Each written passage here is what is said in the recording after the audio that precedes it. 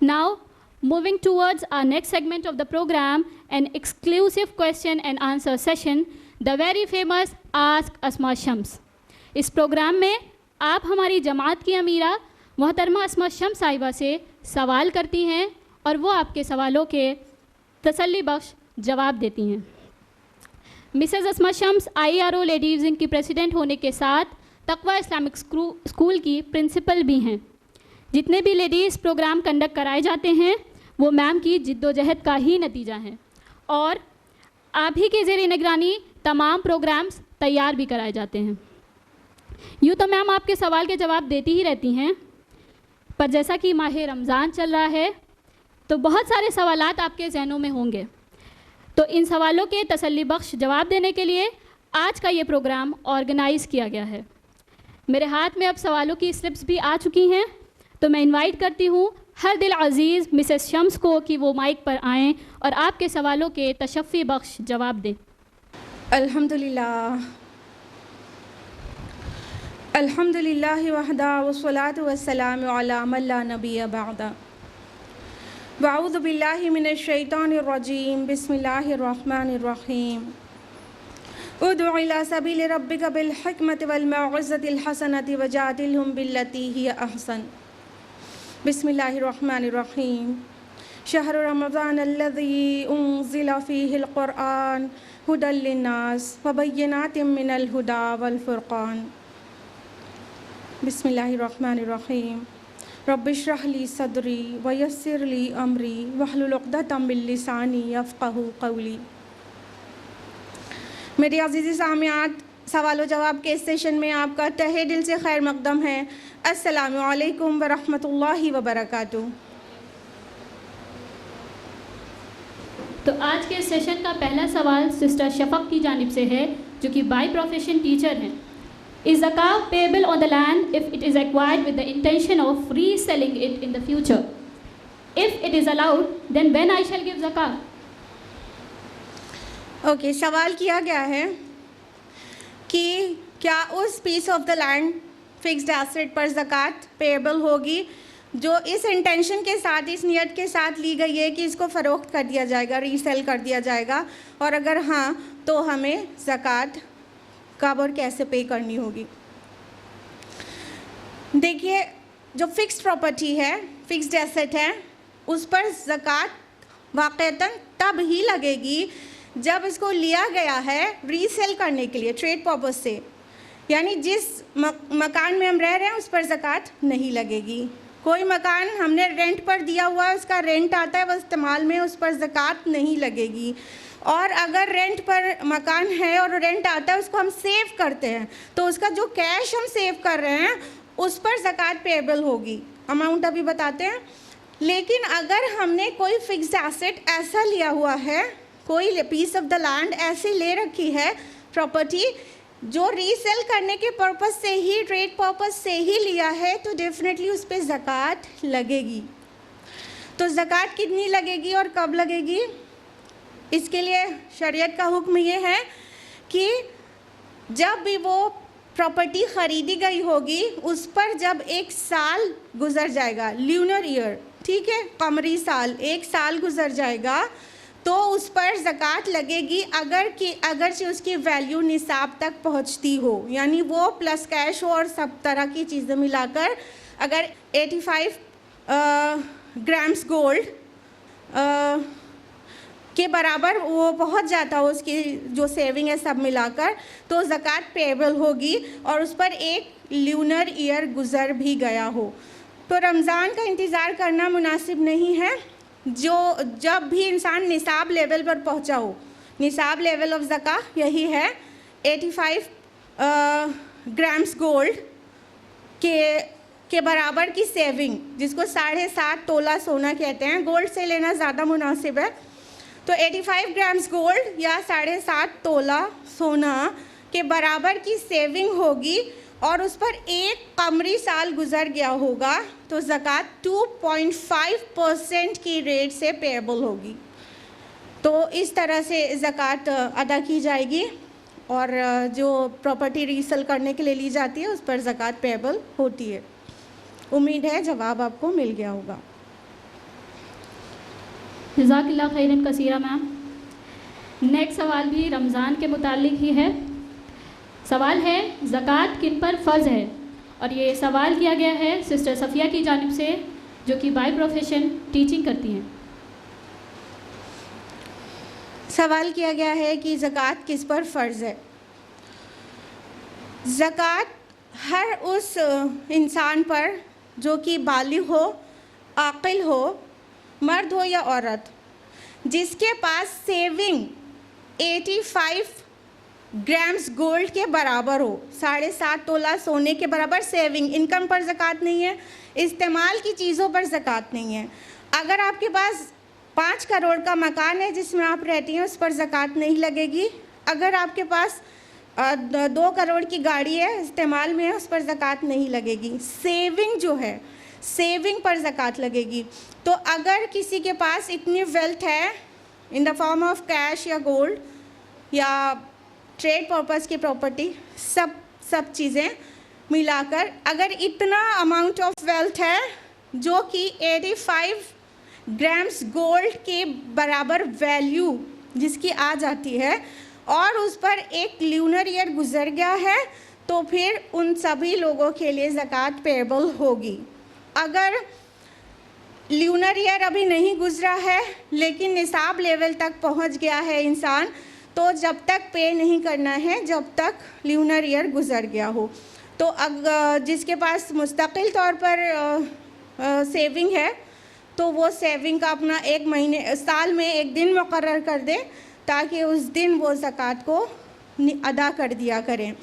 ध्यान रहे, ज़कात का जो एसेंस है वो क्या है कि अल्लाह ताला जमा करने के लिए डिसलाइक करते हैं कि अगर माल बहुत ज़्यादा जमा रहेगा तो क्या होगा कि सोसाइटी में सर्कुलेट नहीं होगा, तो फिर एक तरफ अमीरी बढ़ती चली जाएगी और दूसरी तरफ गरीबी बढ़ती चली जाएगी।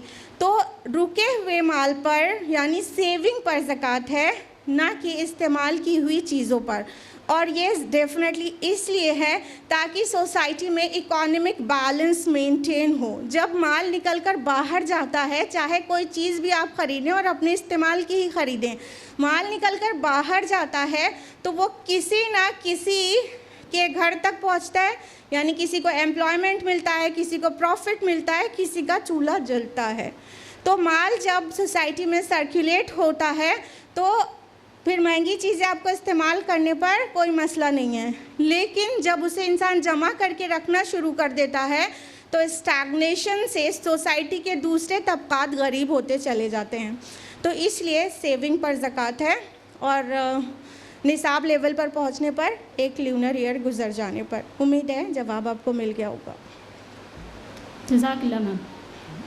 Next question sister Iffat Bashir की तरफ से है, जो कि एक टीचर हैं। सवाल करती हैं, नबी सल्लल्लाहु अलैहि वसल्लम रमज़ान या गैर रमज़ान में टोटल 8 रकत नफिल पढ़ते थे, तो अगर हम 8 रकत तरावी पढ़ लें तो क्या तहज्जुद में एक्स्ट्रा नवाफिल पढ़ सकते हैं? बहन का सवाल है कि नबी सल्लल्लाहु अलैहि वसल्लम रमज़ान और गैर रमज़ान में 8 रकत नवाफिल पढ़ा करते थे, तो अगर हमने 8 रकत तरावी पढ़ रही है तो क्या तहज्जुद में हमें एक्स्ट्रा नफिल पढ़ सकते हैं कि नहीं? बहुत अच्छा सवाल है, प्रैक्टिकल सवाल है। सबसे पहले तो हमें ये नवाफिल और रात के नवाफिल का स्टेटस पता होना चाहिए कि एक्चुअली वो है क्या। देखिए, आम दिनों में जो हम रात में नमाज़ें पढ़ते हैं उसको यूजुअली क़यामुल लैल कहते हैं, या तो फिर हम उसे तहज्जुद कहते हैं। और रात में एंड नाइट में इशा के बाद रमज़ान में जो हम नवाफिल पढ़ते हैं उसे यूजुअली हम तरावीह कहते हैं। अब हम ये जान लें कि नबी सल्लल्लाहु अलैहि वसल्लम की क्या सुन्नत थी रिगार्डिंग दिस। तो ये मुत्तफ़क़ुन अलैह रिवायत है और सही बुखारी में और मुस्लिम में दोनों में है। सही बुखारी के हवाले से हम आपको बता रहे हैं कि आयशा रज़ियल्लाहु ताला अन्हा फरमाती हैं कि नबी सल्लल्लाहु अलैहि वसल्लम की रात की नमाज 11 रकतों से ज़्यादा नहीं हुआ करती थी रमज़ान और गैर रमज़ान में। तो यहाँ पर बहन का सवाल है 8 रकत, असल में मुमकिना तौर पर उन्होंने वित्र को एक्सक्लूड करके नवाफिल की बात की है। और जो ये हदीस ज़ाहिर कर रही है कि नबी सल्लल्लाहु अलैहि वसल्लम 11 रकअतों से ज़ायद नहीं पढ़ते थे रमज़ान और गैर रमज़ान में, इसमें वित्र को इंक्लूड करके मेंशन किया गया है। तो नबी सल्लल्लाहु अलैहि वसल्लम की क्या सुन्नत थी कि आप जब एंड नाइट में उठते थे, मतलब इशा पढ़कर आप सल्लल्लाहु अलैहि वसल्लम आराम फरमाते थे, सो रहते थे, और एंड नाइट में उठते थे। एंड नाइट का मिक़दार क्या है वो आपके नॉलेज में है, सूरा मुज़्ज़मिल में आपने पढ़ा होगा कि आधी रात, आधी से कुछ कम या उस पर से कुछ ज़्यादा, ठीक है। तो ये रसूलुल्लाह सल्लल्लाहु अलैहि वसल्लम हाफ नाइट या हाफ से कुछ कम तो कर लें, अगर तो 1/3 रह जाती है, हाफ से कुछ बढ़ा लें तो 2/3 हो जाती है, ठीक। तो नबी सल्लल्लाहु अलैहि वसल्लम इतना रात का इतना बड़ा हिस्सा क़याम करते थे और आप सल्लल्लाहु अलैहि वसल्लम 11 रकअतें पढ़ते थे। तो 11 रकअतें जो पढ़ी जाती थीं उसमें अगर 3 वित्र को अलग करेंगे तो हाँ वो 8 रकअतें बनती हैं। तो आप सल्लल्लाहु अलैहि वसल्लम का यही मामूल था। अब आम मुसलमानों के अमल में ये है कि वो तरावी को समझते हैं कि इशा के बाद जो नवाफिल पढ़ी जाती है बस वही तरावी है, और फिर तहज्जुद का जो उनका रेगुलर का कॉन्सेप्ट है कि फिर वो तो सो कर उठने के बाद जो पढ़ी जाती है वो तहज्जुद है। नहीं, वो दोनों सब के सब क़यामुल लैल है। लेकिन अगर आपने एंड नाइट में पढ़ने के बजाय तरावी को इशा के जस्ट बाद पढ़ लिया है, ध्यान रहे नबी सल्लल्लाहु अलैहि वसल्लम की सुन्नत तरावी पढ़ने की भी एंड नाइट में थी। ये हमारे प्रैक्टिस से बाहर है ज़्यादातर लोगों के। हम तो अल्हम्दुलिल्लाह एंड नाइट में ही पढ़ते हैं, सो कर उठ जाते हैं तब पढ़ते हैं तरावी। लेकिन चूँकि जमात में पढ़ने के आसानी के लिए उसको ईशा से एसोसिएट कर दिया गया है, जस्ट आफ्टर ईशा तरावी पढ़ा दी जाती है, इसमें कोई कबाहत नहीं है, वक्त शुरू हो जाता है। तो ईशा के बाद से लेकर सुबह सादिक तक कभी भी पढ़ा जा सकता है, लेकिन बेहतर टाइम जो है, जो रसूलुल्लाह की सुन्नत है सल्लल्लाहु अलैहि वसल्लम, वो एक बार सो रहने और फिर उठकर पढ़ने की है।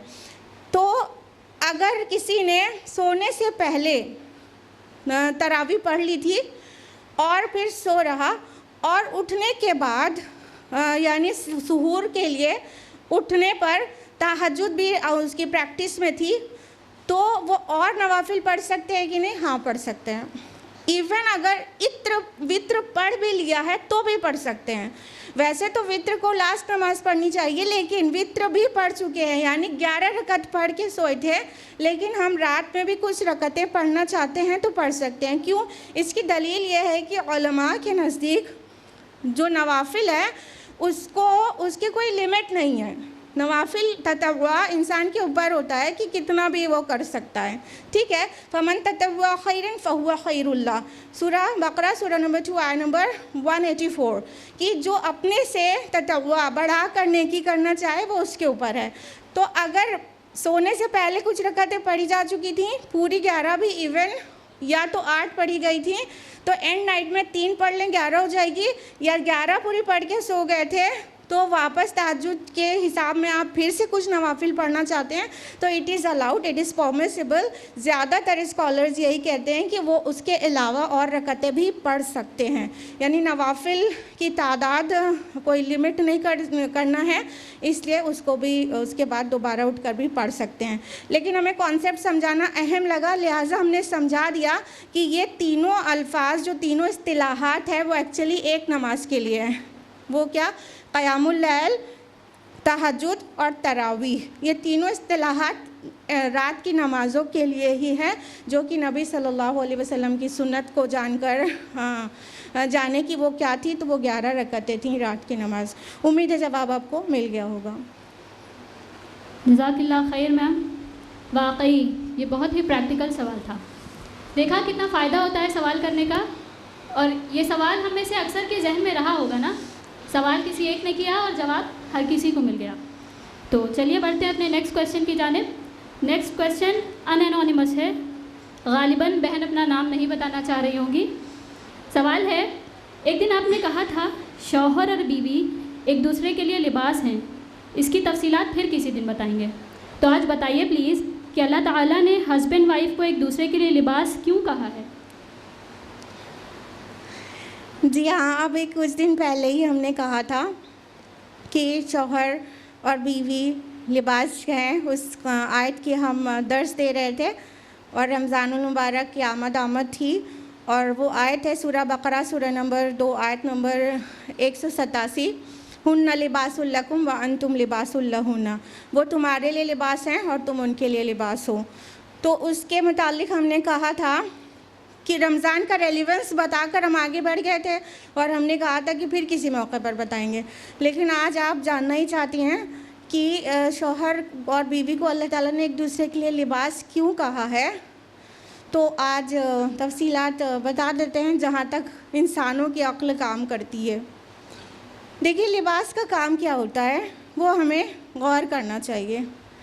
लिबास का सबसे पहला काम होता है कवर करना, करेक्ट। तो लिबास क्या होता है, हमारे आज़ा को कवर कर देता है और हमारे जिस्म में कुछ ऐब भी होते हैं, इधर उधर फैट होता है, वो सब भी कवर ही हो जाता है, ठीक है। तो शौहर और बीवी एक दूसरे के ऐबों को छुपाने वाले होते हैं।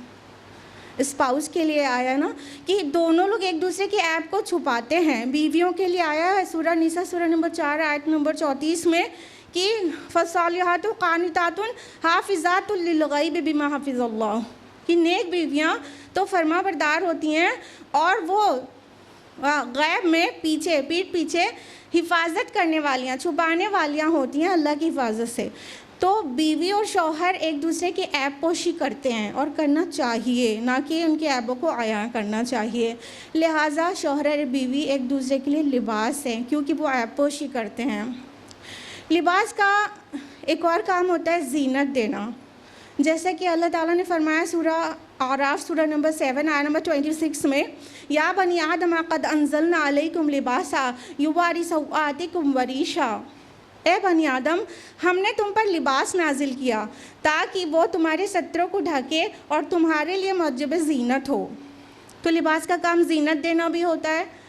लिहाजा शौहर और बीवी एक दूसरे को ज़ीनत देते हैं, उनकी ज़िंदगी एक दूसरे से सज जाती है, संवर जाती है, ब्यूटीफुल हो जाती है, खुशियाँ आ जाती हैं, सैडनेस चली जाती है। तो एक दूसरे के लिए ज़ीनत का भी काम करते हैं। लिबास कुछ जंगी होते हैं जो हिफाजत का काम करते हैं, जैसे कि ज़िराह वगैरह। तो इसी तरह शौहर और बीवी एक दूसरे के लिए हिफाजत का काम करते हैं। वो हदीस आपने बिल्कुल सुन रखी होगी कि नबी सल्लल्लाहु अलैहि वसल्लम ने फरमाया कि निकाह आधा दीन को महफूज कर देता है। हाँ, यानी शैतान की जो विस्परिंग है गुनाह करने की वो ख़त्म हो जाती है और जायज़ तरीक़े से इंसान अपनी जो टेम्पटेशंस हैं और जो उसके डिज़ायर्स हैं वो जायज़ जगह पे पूरी कर लेता है। इसलिए शौहर और बीवी एक दूसरे के लिए प्रोटेक्टर होते हैं, उसके दीन की हिफाजत करने वाले होते हैं। लिबास कुछ सीजनल भी होते हैं, जिसके कुछ सीजनल ऑब्जेक्टिव्स होते हैं, यानी ओकेजनल, यानी लिबास हमें गर्मी सर्दी और बारिश से बचाते कि नहीं बचाते। इसी तरह शौहर और बीवी को एक दूसरे के लिए सिचुएशनल अंडरस्टैंडिंग के साथ होना चाहिए। जब कभी शौहर बाहर से परेशान होकर आए तो बीवी को उसकी गमगुसारी करना चाहिए। जब बीवी मेंसेस में अपसेट है तो शौहर को थोड़ा लीनियंसी देना चाहिए, सिचुएशनल अंडरस्टैंडिंग होनी चाहिए। जैसे कि खदीजा रज़ी अल्लाह अन्हा के पास रसूलुल्लाह सल्लल्लाहु अलैहि वसल्लम पहली वही के बाद आए थे, ज़म्मिलूनी कहकर आप बहुत ज़्यादा खौफ में पड़ गए थे। तो खदीजा रज़ी अल्लाह अन्हा ने कितनी मोहब्बत से उनकी गमगुसारी की थी और वो अल्फाज तारीख़ी हैं और सही अल बुखारी की किताबुल वही में दर्ज हैं, हदीस नंबर 3 में कि तो हज़रत खदीजा रज़ी अल्लाह अन्हा की इतनी गमगुसारी करती है ना, तो ऐसे शौहर और बीवी दोनों का फ़र्ज़ बनता है कि एक दूसरे के मौके पर जब गमगुसारी की ज़रूरत है गमगुसारी करें, जब मोरल डाउन हो रहा है तो मोरल बूस्ट करें, जब इंसान कम हिम्मत हो रहा है, परेशान हो रहा है तो उसे हौसला दें। दोनों लोग एक दूसरे के लिए करें, जैसी सिचुएशन हो वैसे सामने वाला डील करें। लिबास को हम अक्सर ही हमेशा ही गंदगी और कीचड़ से बचाते हैं, तो हमें चाहिए कि अपने स्पाउस को भी हम गंदगी से बचाएं, उसको हक़ की तरफ बुलाएं और उसके अंदर जो वीकनेसेस हों उसको हाइड करें, उसको सब में आया करके उसके किरदार पर गंदगियां ना लगवा दें। ठीक है, तो हाइड करना चाहिए शौहर बीवी को एक दूसरे की, और उसके अंदर जो कमियां उसको दूर करने की कोशिश करे, बचाए, गुनाहों से बचाए और गंदगियों से बचाए एक बीवी अपने शौहर को और शौहर अपनी बीवी को। बहुत सारी चीज़ें सोच सकते हैं लिबास से मिलाकर। लिबास, हाँ, हम यूजुअली अपनी फाइनेंशियल जो हमारी इस्तिताअत होती है उसके हिसाब से ख़रीदते हैं ना। जितनी दौलत है उतने महंगे और जितनी कम दौलत है उतने सस्ते लिबास लेते हैं। तो हमें जो स्पाउस का सिलेक्शन है वो इस वे में होना चाहिए कि दोनों का सोशल स्टेटस करीब करीब बराबर हो, नहीं तो बहुत इम्बैलेंस आता है, बहुत प्रॉब्लम्स होती हैं। तो सोशल स्ट्रेटा और सोशल स्टेटस का भी ख्याल रखना चाहिए जब कोई शौहर बीवी बनने जा रहे हैं। लिबास हम अपनी फिटिंग के हिसाब से लेते हैं, ना कि कितना भी बड़ा हमारा साइज़ लार्ज है और हम डबल एक्सेल पहनेंगे तो कैसे लगेंगे, ठीक है। तो लिबास चूँकि अपनी फिटिंग के हिसाब से लिए जाते हैं, लिहाजा शौहर और बीवी का जो बड़े लोग चुनाव करते हैं, दोनों शौहर बीवी होने जा रहे हैं, तो उनके कफ वो मिला लेना चाहिए कि उनका मेंटल स्टेटस, उनका स्पिरिचुअल स्टेटस, उनकी थॉट्स, उनकी एजुकेशन, वो कुछ मैचिंग है कि नहीं है। बड़ा अफसोस होता है कुछ कपल्स को देखकर कि कभी लड़कियां पोस्ट ग्रेजुएट होती हैं और लड़के सिर्फ 8th क्लास पास होते हैं, और इसका उल्टा भी होता है। लड़के तो बहुत ज़्यादा एजुकेटेड हैं। आजकल ज़्यादा ये देखने में आ रहा है कि लड़कियां एजुकेटेड हैं और लड़के 5 क्लास पास, 8 क्लास पास ऐसे होता है। तो क्या होता है, जब मेंटल लेवल बहुत ज़्यादा ऊंचा नीचा होता है तो अंडरस्टैंडिंग बनने में बड़ी दिक्कत होती है। तो जिस तरह हम अपने आउटफिट्स को अपनी फिटिंग का लेना पसंद करते हैं, तो वालिदैन को चाहिए कि अपने बच्चों के जो स्पाउस होने वाले हैं उनकी भी फिटिंग देख लें कि उनका मेंटल स्पिरिचुअल लेवल करीब करीब है कि नहीं। क्योंकि समटाइम्स ऐसा होता है, एक बहुत दीनदार है, वो हाई स्पिरिचुअल लेवल पर फाइज है मान लो लड़की, और लड़का बिल्कुल दुनिया परस्त है, वालिदैन ने सिर्फ दौलत कितनी कमाता है देख कर दिया, कितना मसला होता है, कितना मसला होता है। इसलिए ये सारी चीज़ें भी देख लेना चाहिए। और हम लिबास को अल्लाह ताला ने शौहर और बीवी को एक दूसरे का लिबास कहकर इतनी बड़ी बात कह दिया है, इतनी अहम बात कह दी है कि आप गौर करती जाएंगी और आपको पॉइंट्स मिलते जाएंगे कि लिबास होते हैं शौहर बीवी एक दूसरे के लिए। जैसा कि लिबास और इंसान के दरमियान में कुछ नहीं होता, यानी लिबास सबसे क्लोज़ होता है, उन दोनों के बीच में, इंसान और लिबास के बीच में कुछ नहीं होता, लिबास बहुत क्लोज़ होता है।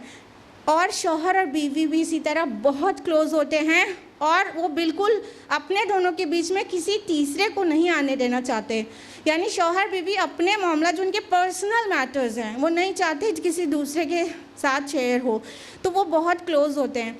और साथ ही उनकी क्लोजनेस ये भी है कि वो कि एक दूसरे से देर तक दूर नहीं रह सकते। जैसे कि हम लिबास को सिर्फ गुस्ल वगैरह करने की ज़रूरत के अलावा अपने से दूर नहीं रखते, तो शौहर और बीवी भी एक दूसरे से दूर नहीं रह सकते। ये जो आयत है ना, जिसके रेफरेंस से हम लोग बात कर रहे हैं, हुन्ना लिबासुल लकुम अंतुम लिबासुल लहुन्ना, बकरा की 187, वो बिगिन कहाँ से होती है? उहिल्ला लकुम लैलतस सियामिर रफ़सु इला निसाइकुम, कि रोज़े की रातों में तुम्हें तुम्हारी बीवियों के साथ मुबाशरत करना अल्लाह ने हलाल कर दिया। तो देखा, अल्लाह ताला ने भी 1 महीने की दूरी नहीं रखी है, रोज़े की रातों में अलाउड है स्पाउस को कि वो एक दूसरे से हमबिस्तर हो सकते हैं, तो वो बहुत एक दूसरे के करीब होते हैं। लिहाजा आप सोचते जाइए और आपको पॉइंट्स मिलते जाएंगे कि spouse are like garments, like outfits of each other. तो सुभान अल्लाह, अल्लाह ताला ने बहुत प्यारी सिंबल दिया है ये कहकर कि एक दूसरे के लिए लिबास हैं। तो अपने शौहरों के साथ, आप तो सभी बीवियां, मेरा एड्रेस ख़वातीन से है, तो अपने शौहरों के साथ लिबास का रोल प्ले करें। उम्मीद है जवाब आपको मिल गया होगा और खुश भी हो गई होंगी। जज़ाकिल्लाह खैरन कसीरा ma'am. It is again a practical question जो कि है सिस्टर आमिना की जानिब से, जो बाई प्रोफेशन टीचर हैं। सिस्टर सवाल करती हैं गैर महरम मर्दों से पर्दा करना फ़र्ज़ है, लेकिन नौजवान लड़कों में किस उम्र के लड़कों के सामने जा सकते हैं और कितने साल के लड़कों से पर्दा करना ज़रूरी होगा? बहुत अहम सवाल है कि गैर महरम मर्दों से पर्दा करना फ़र्ज़ है, लेकिन जब ग्रोइंग एज के नौजवान लड़के हों तो किस उम्र से फिर हमारे ऊपर फ़र्ज़ होगा कि हम उनसे पर्दा करें। सी माय बिलवड सिस्टर, कि पर्दा करना फ़र्ज़ है अल्लाह ताला की तरफ से। आपको उसके अहकाम पता होंगे, ठीक है। अल्लाह ताला फरमाते हैं कुरान हकीम में सूरा अहज़ाब सूरा नंबर 33 आयत नंबर 59 में, या नबी कुल अज़वाजिका व बनातिका व निसाइल मोमिनीन युद्दीना अलैहिन्ना मिन जलाबिबिहिन्ना ज़ालिका अदना अन युरफ़्ना फ़ला युज़ैन, कि ए नबी अपनी बीवियों, बेटियों और मोमिनों की औरतों से कह दो वो जब भी बाहर जाएं अपना जिल्बाब ले लें, अपनी एक आउटर गारमेंट ले लें, ताकि वो पहचानी जाएं और कोई उन्हें ना सताए, कोई उनकी इज़्ज़त से ना खेले, ये उनके लिए बेहतर है। तो इस आयत की रोशनी में हिजाब एक आउटर गारमेंट लेना फ़र्ज़ है। अब ये इस पे सब लोगों की नॉलेज में है कि गैर महरम के सामने पर्दा करना फ़र्ज़ है। अब रही बात ये कि जब बच्चों के सामने तो नहीं फ़र्ज़ है, तो फिर बच्चे ग्रोइंग एज में होते हैं तो किस एज से फ़र्ज़ हो जाएगा। तो you know my dear sister, age के हिसाब से पर्दे की फ़र्जियत नहीं रखी गई है। कुरान हकीम ने जो एड्रेस किया है इस मौजू को वो है सूरा नूर सूरा नंबर 24 आयत नंबर 31 में। स्टार्टिंग होती है बात की यहाँ से कि कुल लिल मोमिनात यग़दुज़्ना मिन अब्सारिहिन्ना व यहफ़ज़्ना फ़ुरूजहुन्ना, कि मोमिन औरतों से कह दो कि वो अपनी निगाहों को बचा कर रखें और अपनी असमत में फ़र्क ना आने दें। और फिर हिजाब के अहकाम है और एक लंबी लिस्ट है महरम लोगों की कि अपनी ज़ीनत को किसी को भी ना दिखाएं सिवाय इसके अपने वालिद के, अपने बेटों के, अपने शौहर के वालिद के, और पूरे महरम की लंबी लिस्ट है। उस लिस्ट के ख़त्म होने से पहले ये क्राइटेरियन आया है, अवित्तिफ़्लिल लदीना लम यज़हरु अला औरातिन निसा, कि और वो लड़के जो अभी वो बच्चे तिफ़्ल वर्ड आया है, और वो बच्चे जो अभी ख़वातीन की पोशीदा बातों से वाकिफ़ नहीं हैं, यानी जिनसे पर्दा एक्स्ट्रा करना ज़रूरी नहीं, सत्र तो ढका ही रहेगा सबके सामने। बात यह है कि जो ज़ेबो ज़ीनत है उस पर एक आउटर गारमेंट जो लेना है, जिसको हम लोग नकाब कहते हैं, पुरानी इस्तिलाह वो है जिल्बाब की, ये सबसे आप लोग वाकिफ़ हैं। तो जिल्बाब किनके सामने नहीं लेना जायज़ है, तो उसमें कहा गया वो बच्चे जो अभी ख़वातीन की पोशीदा बातों से वाकिफ़ नहीं हैं, यानी आपको हिजाब जिल्बाब अलग से करने की ज़रूरत सिर्फ उन लड़कों, उन बच्चों से नहीं है जो लेडीज़ के बारे में जो चीज़ें छुपाई जाती हैं वो चीज़ें अभी वाकिफ़ नहीं हैं। अब आप हमको ये बताइए कि ये इंटरनेट एज और इंफॉर्मेशन एज में कितने साल के बच्चे ख़वातीन की बातों से वाकिफ़ हो जाते हैं? आप लोग बताइए जल्दी से। 10 साल बहुत ज़्यादा है मेरी बहन, आप किस गलत फहमी में हैं। आजकल 6-7 साल के बच्चे सारी चीज़ जानते हैं, बिलीव मी। अपने बच्चों को के बारे में आप पीछे वाली बातें नहीं जानते ना, थोड़ा सा इंटरनेट पे जाइए, सर्चिंग करिए। आप 10 साल एज बता रही हैं माय बिलवड सिस्टर, इंटरनेट पर जो पोर्न वेबसाइट्स हैं उसके 10% से ज़्यादा के विजिटर्स 10 साल से कम के बच्चे हैं। इन्ना लिल्लाहि व इन्ना इलैहि राजिऊन। 10 साल पूरे जितने लोग देखते हैं उसमें 10% जो विजिटर्स हैं वो अभी 10 के नहीं हुए हैं, 7, 8, 6 के बच्चे, साल के उम्र के बच्चे पोर्न वेबसाइट देखते हैं। कहाँ से वाकिफ़ नहीं होंगे बताइए। अब ये हमें और आपको खुद अपने लिए तय करना है कि हम कितने साल के बच्चे से पर्दा करें, क्योंकि अब तो 6 साल के भी बच्चे ऐसी नज़र नहीं रखते कि उन्हें कुछ मालूम ही नहीं है। उन्हें तो 6 और 7 और 8 के बच्चों को भी मालूम है। लिहाजा उन सभी बच्चों से जो कि गैर महरम हैं, महरम से नहीं, अपना बेटा होगा, भांजा होगा, भतीजा होगा, जिल्बाब लेने की ज़रूरत नहीं है। लेकिन जो गैर महरम बच्चे हैं वो इवन आज के दौर में बता रहे हैं, हम कोई फतवा नहीं दे रहे हैं, हम बिल्कुल कुरान से मैच करा के और कंटेम्प्रेरी एरा को आपको मैच करा के बता रहे हैं। कुरान ने कहा है, उम्र नहीं बताया है। यानी आप ये नहीं समझिए कि बालिग हो जाने के बाद पर्दा ज़रूरी हो जाता है।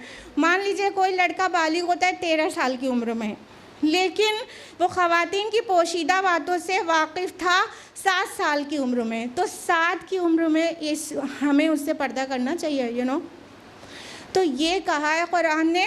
बालिग होना कोई शर्त नहीं है, लड़कों से पर्दा करने की शर्त यह है कि जब तक वो नावाकिफ़ हैं लेडीज़ के कुछ सीक्रेट मैटर्स से, तब तक नहीं भी करें, कोई मसला नहीं है। लेकिन जब वो वाकिफ़ हो जाएं तो फिर उनसे पर्दा करना चाहिए।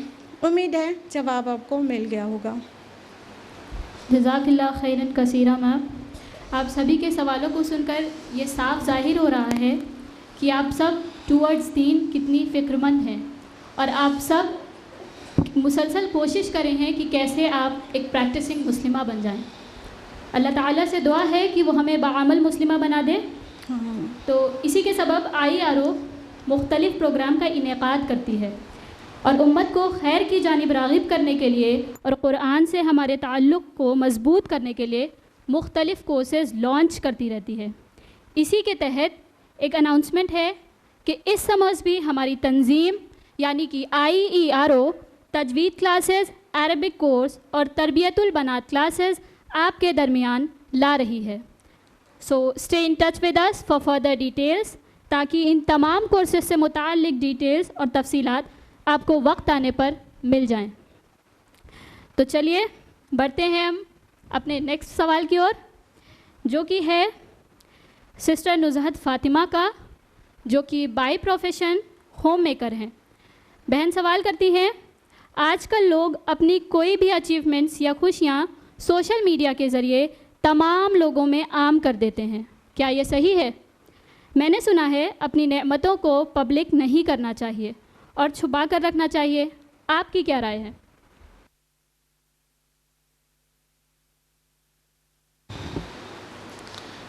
बहुत अच्छा और कॉमनली किए जाने वाले काम पर सवाल किया गया है।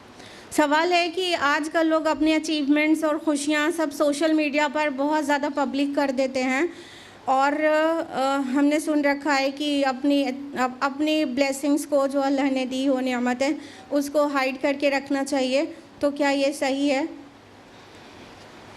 देखिए बहन, ये जो चलन चल पड़ा है ना सोशल मीडिया पे हर एक चीज़ उठा के अपलोड कर देना, हर एक चीज़, ये नहायत मकरूह अमल है और बहुत सारे केसेस में तो बहुत सारी हराम चीज़ें भी हो रही हैं। रही बात आपका जो टू द पॉइंट क्वेश्चन है, अपनी नेमतें जो हैं अल्लाह ने जो दी हैं, जो खुशियाँ दी हैं, जो ब्लेसिंग्स अल्लाह ने दी हैं, उसको टाइम टू टाइम अपलोड करना। कि कहीं घूमने गए हैं, हस्बैंड के साथ बहुत खुश हैं, बहुत मज़ा कर रहे हैं, तो उठा के सीधा व्हाट्सएप स्टेटस पे और वहाँ पर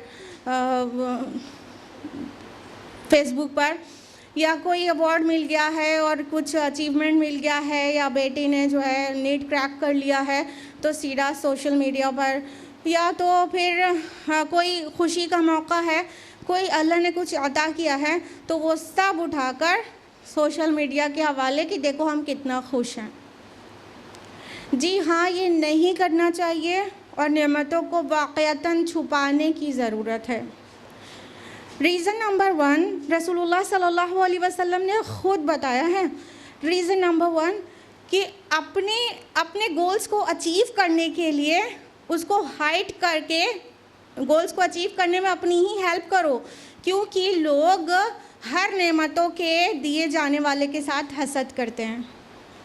लिहाजा जो अल्लाह ने आपको अता किया है, कोई भी खुशियाँ हो या नेमतें और एहसानात हो, तो उसको जब आप सब के दरमियान में खोल के रख देंगी तो क्या होगा, उनमें कई लोग हसद की नज़र से भी देख रहे होंगे और हसद करने वाले की हसद से जितना नुकसान हो सकता है वो आप इमेजिन भी नहीं कर सकती हैं। लिहाजा हसद से, दूसरों की हसद से अपने को बचाने के लिए अपनी नेमतों को अपने बहुत वेल विशर्स के दरमियान ही डिस्प्ले करना चाहिए कि भाई आपके घर में खुशी आई है, आप अपने भाई और बहन से बताया और अपने बहुत वेल विशर्स से बताया और सबसे नहीं जाहिर किया। ठीक है, तो इससे क्या होता है कि आपकी नेमतों को नज़र लगने और हसद की नज़र से आपको नुकसान पहुंचने से आप बचेंगी। आपको पता ही है कि इतने बड़े बड़े अचीवमेंट्स और खुशियाँ मिलने के बाद हम पूरा जो है दुनिया का दौरा करके आए, इतना खुश दिखा रहे हैं, थोड़ी दिन के बाद जो है डिप्रेशन होने लगा और एंजाइटी होने लगी। क्यों होने लगी? किसी की हसद की नज़र लग गई होगी। समझ रहे हैं? तो हाइड ही, कंसील ही करना चाहिए अल्लाह ने जो नियामतें अता की हैं।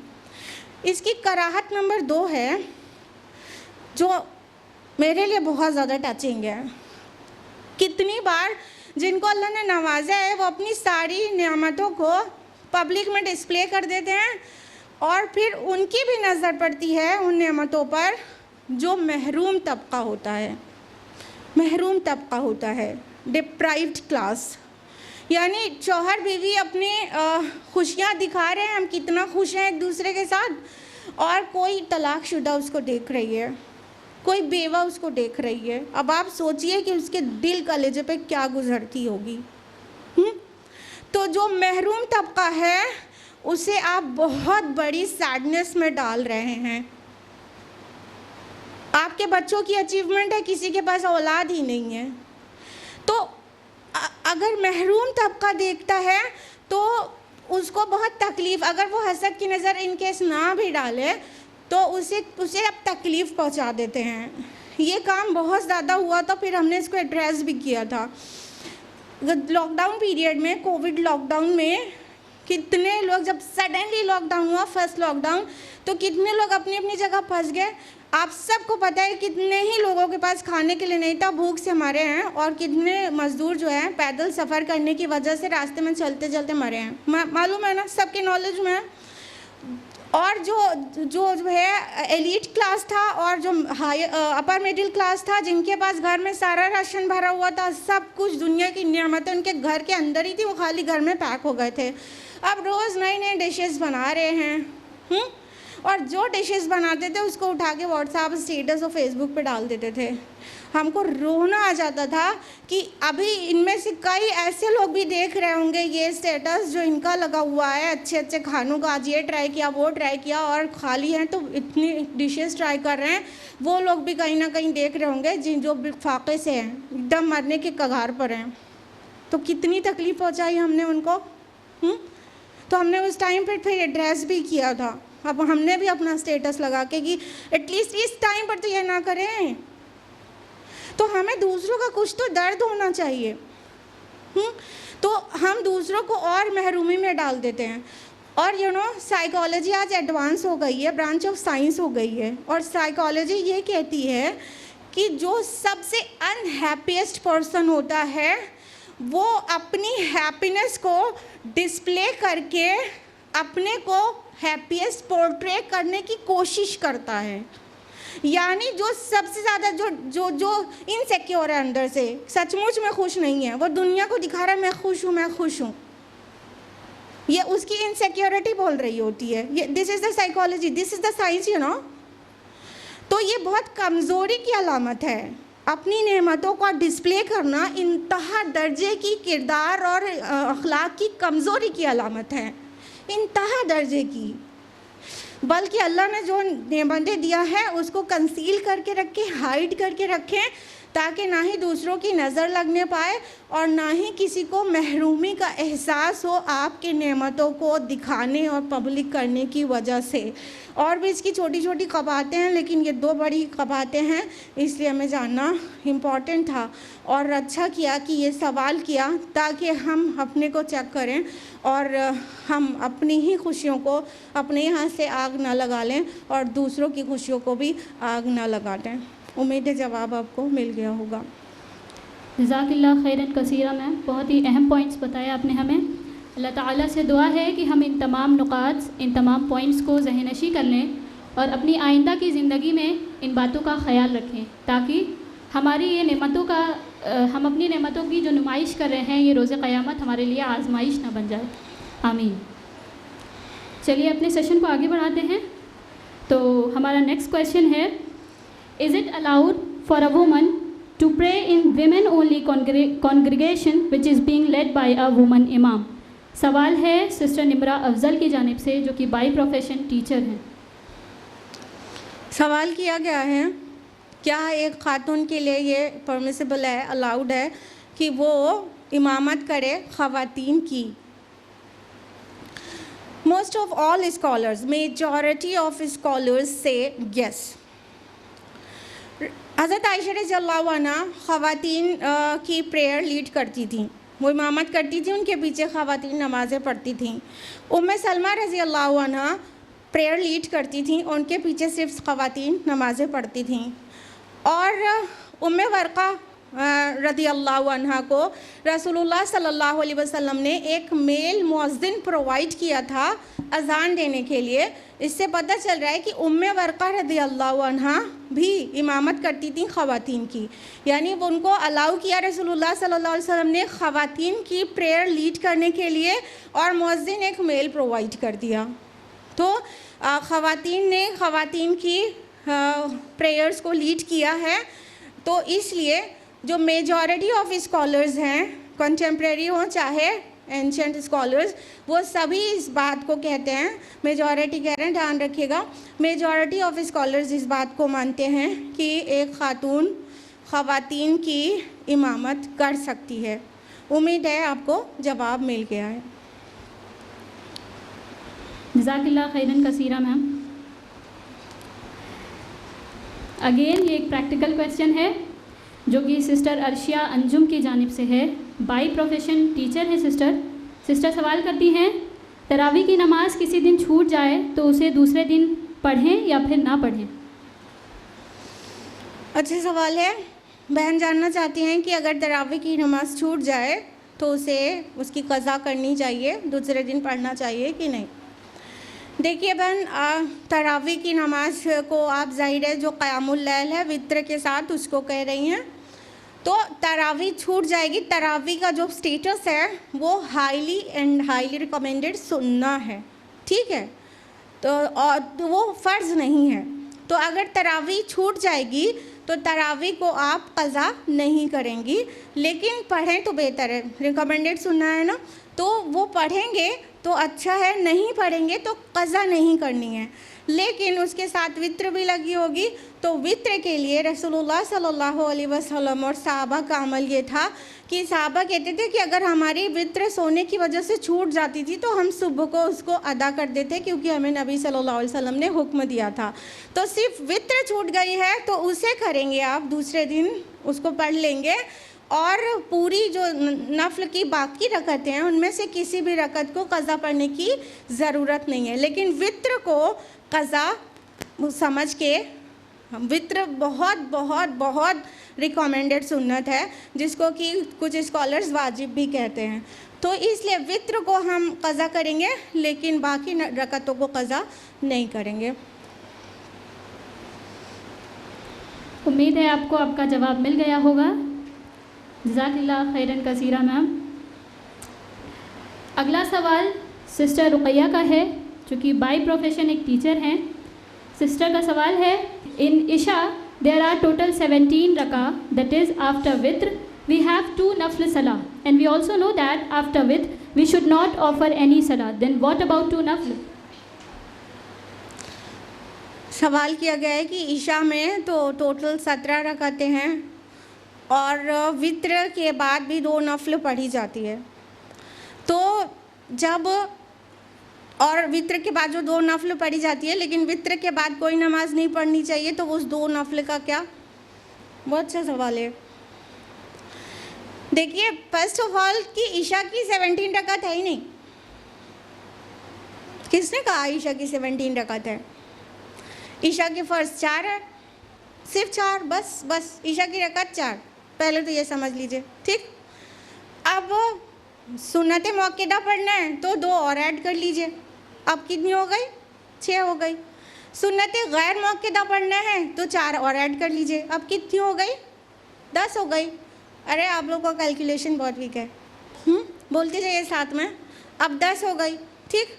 और अगर एंड नाइट में नहीं उठने का ख़तरा है तो वित्र को भी इसके साथ आप एसोसिएट कर लेंगे, ठीक है, कि हम चलो पढ़ के सोते हैं, रात में नहीं उठे तो मेरी वित्र चली जाएगी। तो आपने मान लीजिए 3 रकत वित्र में पढ़ना चाहते हैं तो 10 के साथ 3 और ऐड कर लिया। अब कितना हो गया? 13 हो गया। अभी भी 17 नहीं हुआ। तो ईशा की 17 रकतें कहना तो मुनासिब नहीं है। हर नमाज़ों की अहमियत का अलग से आपको पता होना चाहिए और आपके बच्चों को भी पता होना चाहिए, ताकि अगर आपका बच्चा, छोटा बच्चा नहीं चाह रहा है कि बहुत सारी 13 रकतें पढ़ें तो उससे कहिए बेटा छोटा ही है, बेटा 4 रकत तो पढ़ लो, 4 रकत ईशा की फ़र्ज़ तो पढ़ लो।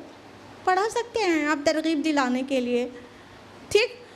तो ये बात साबित हुई कि एक्चुअली ईशा की 17 रकतें नहीं हैं, वो नवाफिल को ऐड कर दिया गया है बाद में जगह जगह, ताकि वो थोड़ी इबादत बढ़ जाए, ठीक है।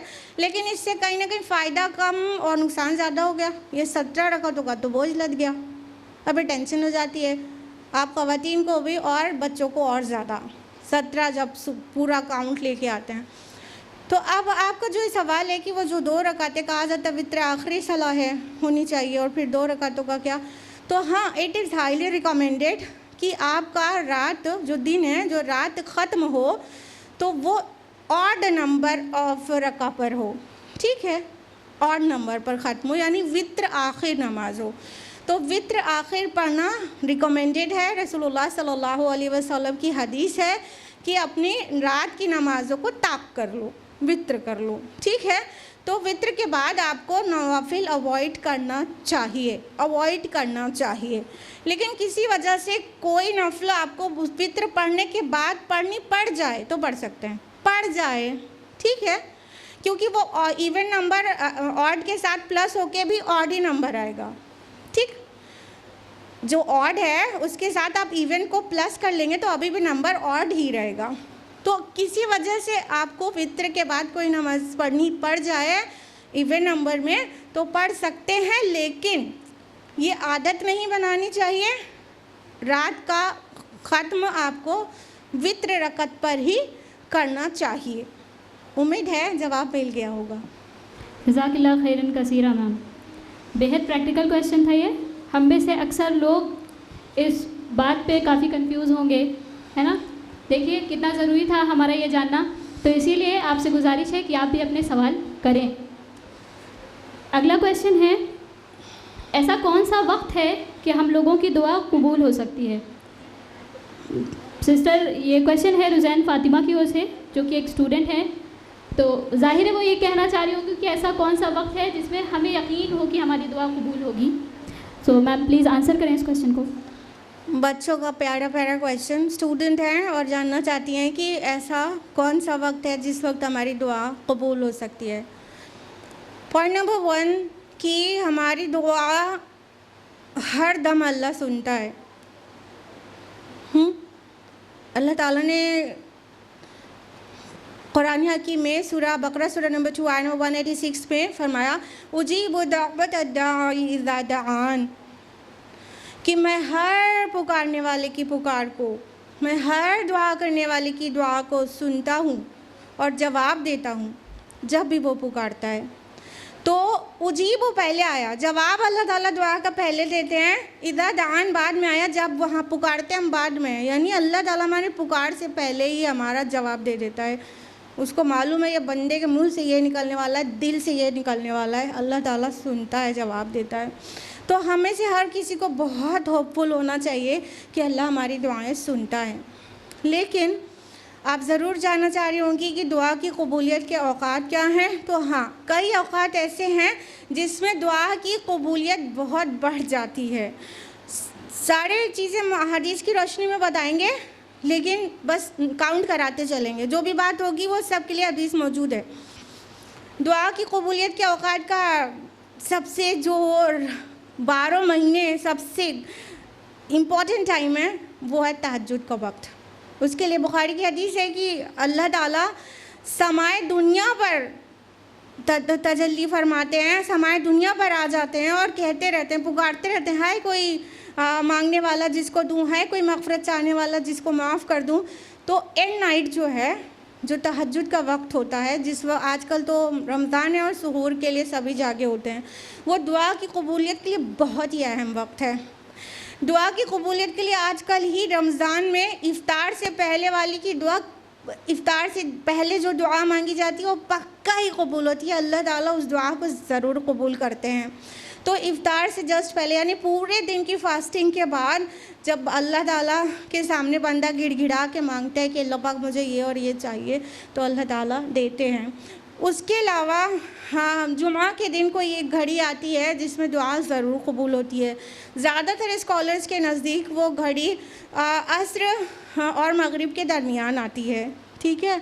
उसके अलावा बारिश उतरते वक्त की दुआ कबूल होती है।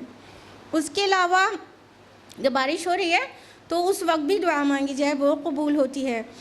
और उसके अलावा आदिल हुक्मरान की दुआ कबूल होती है, रद्द नहीं होती। जो कोई लीडर हो लेकिन आदिल वाला हो, उसकी दुआ कबूल होती है। उसके अलावा मज़लूम की दुआ बदुआ कबूल होती है, इसलिए मज़लूम की हाय से बिल्कुल बचें। यानी मज़लूम हालत जुल्म में अगर दुआ कर देगा कि सामने वाले के डिस्ट्रक्शन की, तो बस वो बादलों के ऊपर उठा ली जाती है। उसके अलावा सफ़र की हालत में दुआ कबूल होती है। और वालिदैन की दुआ औलाद के हक़ में बहुत कबूल होती है। ये सारे दुआ की कबूलियत के भी कुछ औक़ात अल्लाह ताला ने हमें स्पेशल दे रखे हैं, स्पेशल कि उस टाइम पर तो हम मिस ही नहीं करें। और इन जनरल हमें अल्लाह ताला से इतनी उम्मीद होनी चाहिए कि वो हमारी बात को सुनता है और कबूल करता है। लिहाजा आप एनी टाइम भी ओन वर्ड्स में, ज़रूरी नहीं है प्रोफेटिक वर्ड्स में या कुरानिक वर्ड्स में ही दुआ मांगें। आपको अरबी नहीं आती तो नुमान अली ख़ान ब्रदर कहते हैं अल्लाह ताला को उर्दू आती है, तो आप उर्दू में अपनी जो मदर टंग है उसमें मांग लिया करें। तो इस तरह दुआ की कबूलियत के कुछ अहम औक़ात भी हैं और इन जनरल भी अल्लाह ताला दुआ कबूल करते हैं। जी, अज़ान और इक़ामत के दरमियान भी दुआ कबूल होती है। तो अज़ान जब कॉल दी जाए और इससे पहले की इक़ामत हो, अज़ान के बाद वाली जो दुआ है सुन्नत की, वो पढ़ के उस वक्त भी दुआ कर सकते हैं। उसके अलावा भी और औक़ात हैं, ठीक है। तो इंशाअल्लाह इतने काफ़ी होंगे आपके लिए अपनी दुआओं को अल्लाह के सामने रखने के लिए। उम्मीद है जवाब आपको मिल गया होगा। जज़ाकल्लाह खैरन कसीरा मैम।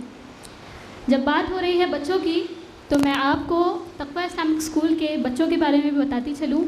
अल्हम्दुलिल्लाह हमारे तक़वा इस्लामिक स्कूल के बच्चे CBSE बोर्ड में 98% तक ला रहे हैं। जहाँ तक हम लोग तरबियती मिशन लेकर चल रहे हैं, अल्हम्दुलिल्लाह इस मिशन में कहीं कोई कॉम्प्रोमाइज़ नहीं, बल्कि इन्हांसमेंट होता आया है। तज़किया सेशंस स्टार्ट होने के बाद बच्चों में बाअमल होने का परसेंटेज और बेहतर होता चला गया है। और अल्हम्दुलिल्लाह आज जो बच्चे हमारे स्कूल से फ़ारिग होकर कॉलेजेस, यूनिवर्सिटीज़ में जा रहे हैं, तो उन्होंने लोगों को हक़ की तरफ बुलाना और समाज में फैली बुराइयों से रोकने का काम इतनी छोटी सी उम्र में ही शुरू भी कर दिया है। अल्हम्दुलिल्लाह तक़वा इस्लामिक स्कूल एकेडमिक्स में भी अपनी हाइट को दिन ब दिन बढ़ा रहा है, और जो हमारा विज़न और मिशन है उसमें भी अल्लाह ने हम लोगों को कामयाबी से नवाजा है। हम लोग अभी तक जहां ग्राउंड और स्पोर्ट्स के लिए लैकिंग थे, अल्हम्दुलिल्लाह अल्लाह के फ़ज़ल व करम से हम इस सेशन से स्पोर्ट्स भी लॉन्च कर रहे हैं, ताइक्वांडो क्लासेस की शक्ल में एज अ कंपल्सरी सब्जेक्ट, ताकि ये उभरती हुई जनरेशन आने वाले ख़तरात का सामना कर सके और हमारे बच्चों में सेल्फ़ डिफेंस पैदा हो सके। तो अगर आप भी चाहते हैं कि आप और आपके रिलेटिव्स और आपके नेबरहुड में और भी बच्चे फ़िज़िकली, मेंटली, मॉरली और स्पिरिचुअली भी ग्रो करें, तो ये बात दूसरों तक भी पहुंचाएं कि इतना होलसम डेवलपमेंट के लिए कौन सा सेकेंड ऑप्शन है।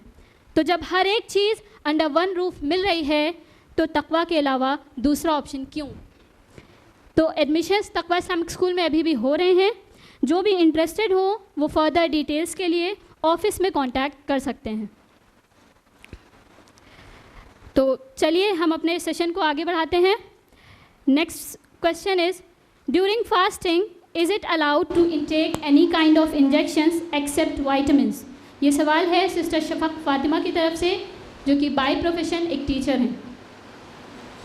सवाल किया गया है कि रोज़े की हालत में कोई इंजेक्शन लगवा सकते हैं क्या विटामिन्स के अलावा? जी हाँ, विटामिन्स के इंजेक्शन के अलावा जो ड्रग्स इंजेक्शंस होंगे वो लगवा सकते हैं।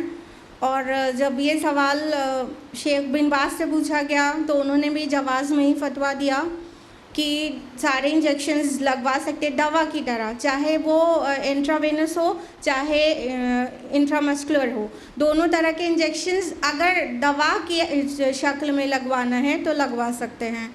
इब्न उथैमीन रहमहुल्लाह से जब ये सवाल किया गया तो उन्होंने भी जवाज़ में ही फतवा दिया है कि मेडिसिनल पर्पस का इंजेक्शन लगा सकते हैं, लेकिन एनर्जी का, खुराक का और मल्टीविटामिन का ये इंजेक्शन नहीं लगवा सकते। और स्टैंडिंग कमेटी का भी यही फतवा है कि अगर दवा की शक्ल में इंजेक्शंस जाना है तो वो इंट्रावेनस इंट्रामस्कुलर दोनों लगवा सकते हैं, लेकिन वो जो इंजेक्शन जो खाने का बदल होते हैं वो इंजेक्शंस कोई भी नहीं लगवा सकते हैं।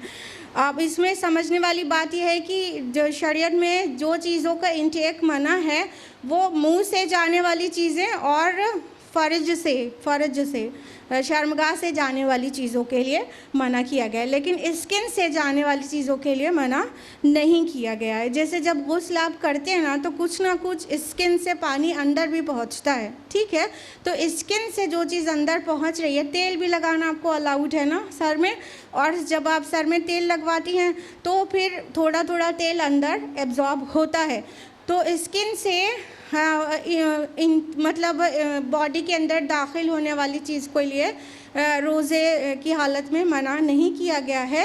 लेकिन इंजेक्शंस भी उसी में आ रहे हैं, स्किन से अंदर जा रहे हैं, चाहे इंट्रावेनस हो इंट्रामस्कुलर हो, अंदर जा रहा है, लेकिन वो अगर खुराक का बदल हो, नरिशमेंट उससे मिलता हो, मल्टीविटामिन है या किसी वो डेक्सट्रोज है या कोई मेडिसिन डेक्सट्रोज के अंदर डाल के लगवाएं तो भी नहीं अलाउड रहेगी, ठीक है।